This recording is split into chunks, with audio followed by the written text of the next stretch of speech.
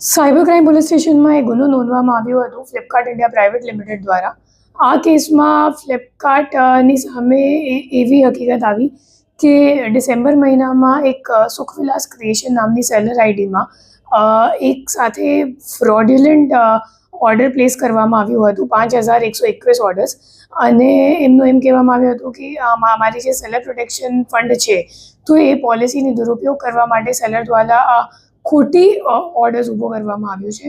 તો આ બાબતે આપણી જે એનઆર પટેલ સાહેબની ટીમ છે એમની દ્વારા ડીપમાં ઇન્વેસ્ટિગેશન કરવામાં આવી અને આખું ટેકનિકલ વર્કઆઉટ કરીને ખબર પડી કે સેમ જ મતલબ એક જ કસ્ટમર આઈડી, આઈપી એડ્રેસ અને એક જ મોબાઈલ નંબર દ્વારા અને એક જ ડિવાઇસથી તમામ ઓર્ડર્સ પ્લેસ કરવામાં આવી હતી. અને છેલ્લા 9 દિવસમાં 5,121 ઓર્ડર પ્લેસ કરીને જે સેલર પ્રોટેક્શન ફંડની પોલિસી છે ફ્લિપકાર્ટની એનો દુરુપયોગ કરીને ફ્લિપકાર્ટ સાથે 42 લાખ રૂપિયાની છેતરપિંડી કરવામાં આવી છે.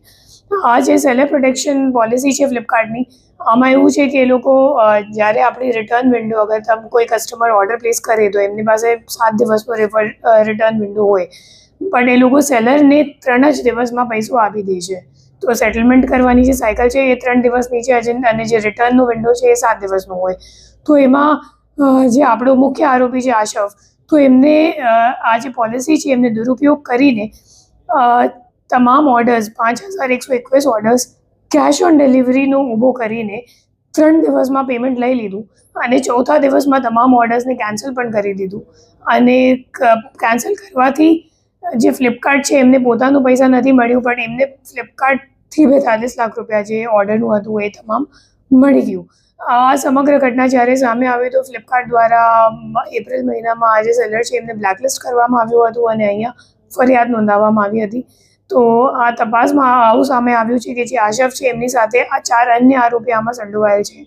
આશફનો જે ભાગીદાર છે રક્ષિત, તો એ એકચ્યુઅલી જે બેંક એકાઉન્ટ, જે ખાતામાં ટ્રાન્ઝેક્શન થયું છે 2,46,00,000નું 10 મહિનામાં, તો એ બેંક એકાઉન્ટ રક્ષિતના નામ પર છે અને મોબાઈલ નંબર પણ એમનો જ રજિસ્ટર્ડ છે અને બંને છેલ્લા 2 વર્ષથી ઈ કોમર્સનું કામ કરે છે અને ભાગીદાર છે.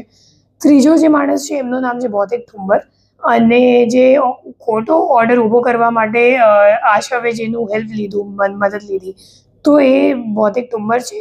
ફિર ભૌતિક ઠુંબરનો જે ભાગીદાર હતું તો એમ આશીષ વોરા, તો આશીષ વોરા એ ટેલિગ્રામ મારફતે એક જામતારાનો અજાન્ય માણસ છે જે એકચ્યુઅલી ઓર્ડર ઊભો કરે છે, તો એમનું સંપર્ક કરાવ્યું અને આશરવે દર ઓર્ડરનું 120 રૂપિયા જે જામતારાવાળો મુખ્ય આરોપી છે